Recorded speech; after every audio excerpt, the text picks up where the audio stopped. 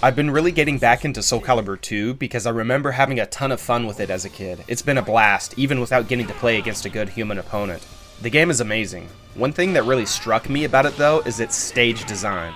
While I was waiting for my copy of Soul Calibur 2 to arrive in the mail, I downloaded the PS5 version of Soul Calibur 3 and messed around in the training mode in Soul Calibur 6. It is extremely clear that Soul Calibur 2 is a special game because as early as 3, the very next game, they started to become more homogeneous with its stage design, and it's such a shame because that asymmetry works beautifully with the verticals, horizontals, and ring out system of Soul Calibur. I've had a long time rivalry with many of the other fighting games in the genre because there are very few games where the stage actually affects the match at all. Tekken, Smash, and Justice, these are some of the only things that I can name right away.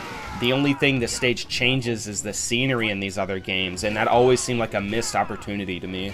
When stages have no bearing on the outcome of the match, it affects the balance of the characters, it leaves an entire avenue of game design off the table, and it refuses to test for incredibly important skills in combat simulation like positioning and ring IQ. Even though Tekken is a great game with a fantastic system, the artistry starts to lose its luster when the stage design is more about consistency and pursuing balance. The amazing thing about Soul Calibur 2 though is that it is factored into the design that the player will die to ring outs, so instead of avoiding it, they play into it. In Soul Calibur 2, the majority of stages are asymmetrical, and because each stage has asymmetry, it means that the amount of natural variance that occurs during play is staggering. It is truly crazy how such a simple thing resonates so strongly during the playing experience. I mentioned before about artistry, and here's what I mean. The stages in Soul Calibur 2 are hands down the best set of stages I've seen in a fighting game because it manages to hit on game balance, amazing set pieces, and logical consistency all at the same time. In many fighting games, basically the only stages that make total sense are the arenas because there isn't a logical through line as to where the fight would stop otherwise.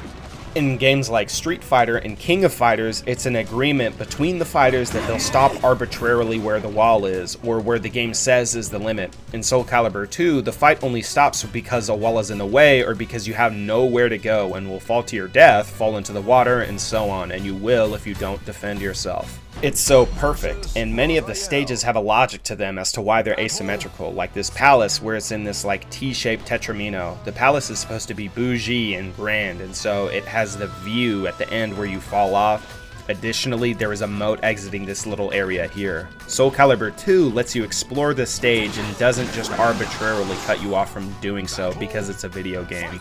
And where the stage ends has a completely logical reason. These things ground the setting and make the player feel more entrenched in the fantasy, and that feedback is so important to the quality of play. Another thing that bothers me about some stages in these games is the answer of, how did these fighters even arrive here to fight?